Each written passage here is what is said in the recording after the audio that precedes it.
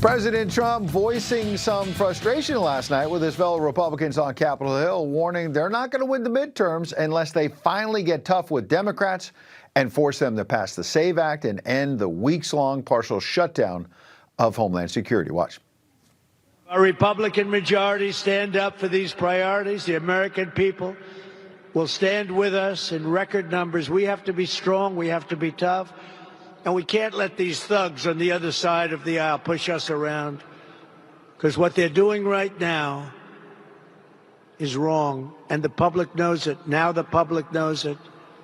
And they're on our side. But you have to fight, and you have to be tough. You have to be much tougher.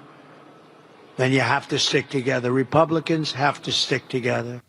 I think he's right. It's time to fight. So let's see what our political panel thinks. We're joined by RyanMillsap. He's a candidate for the U.S. House from the great state of Georgia. And our friend Michelle Baucus is here. She's a political consultant and spokesperson for Citizens Alliance. Welcome to you both.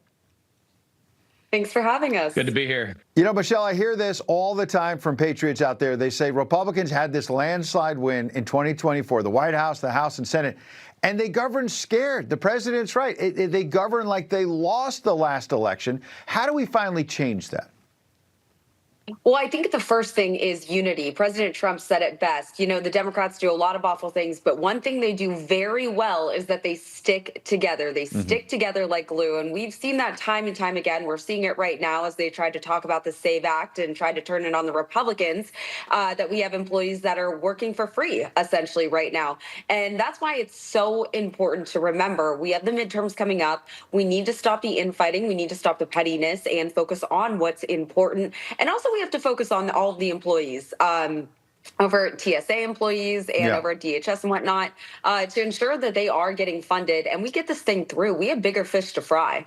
Yeah, I mean, they're real Americans, hard workers who are not getting paychecks, and nobody in Washington seems to care. Ryan, you're out on the campaign trail. What are real Americans telling you about what's happening in the swamp? How do Republicans allow the Democrats to continue to not pay these TSA agents, some of them living out of their cars?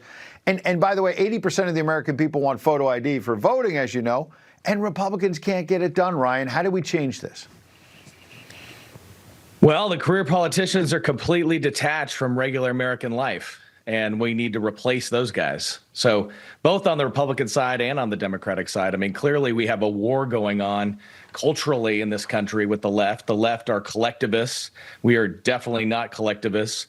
The Republicans who are career politicians, though, are not strong enough. And it's because they're detached from what's happening on the ground. And so we need to replace them with guys like myself who are coming from regular American life, building businesses, making money, building lives apart from politics. And now we can come into the political realm and we start to take back that power so that we can approach it the way President Trump does. I mean, he's an entrepreneur. He's a great decision maker. He's a decisive decision maker, and he needs support to come along and fight with him with that kind of strength. Yeah, a billionaire who actually understands real Americans. I think that's been a big part of his secret, to your point. Speaking of people out of touch, the aging rocker Bruce Springsteen launching a brand new tour as an anti-Trump tour, of course. Listen.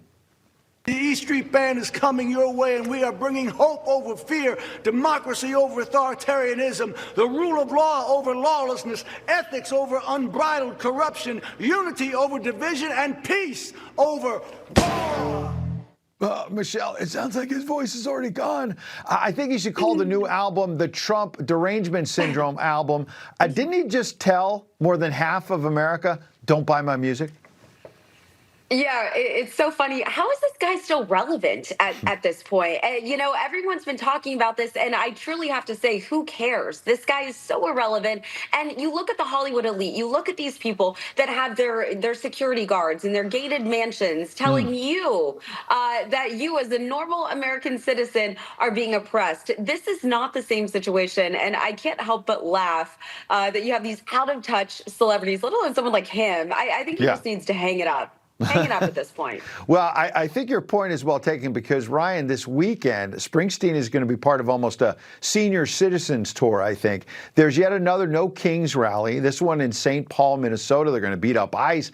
And Bruce will be alongside Joan Baez and Jane Fonda of the 60s generation and anti-Vietnam War protests. Online reactions have been tough. People are joking about nap time before the show. They're calling it a concert sponsored by AARP. Ryan, your thoughts? Well, one of the difficult things in dealing with these people, the left, and particularly celebrity left, is that you want to be empathetic, but then you also have to be realistic about the fact that they've completely lost the plot of what America is. And so the things they say are almost always gaslighting, lies, deceit, because they're trying to bring in a collectivism, a communism into a country that's based on individual liberty, and it just doesn't work. But we have to give up on trying to convince them because they are entrenched. And so now we just have to root them out and take away all their power. Yeah, we got to make sure they don't get power again. I think that's what the president was talking about at the top, about fighting. And I know you're doing that in Georgia. Good luck to you. Michelle Baucus, always good to talk to you as well. Thank you. Thank you. Coming up, speaking of those Hollywood elites out of touch, actress Elizabeth Banks joins the long list of liberal liars fear-mongering about the SAVE Act. Guys, the SAVE Act? Stop it. You gotta stop it. Stop it.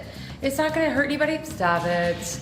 Look it, I'm gonna show you who it hurts. Wait, is she really an actress? Pretty bad acting there. And later, our heartbroken mom appealing directly to President Trump over her daughter's murder by an illegal alien.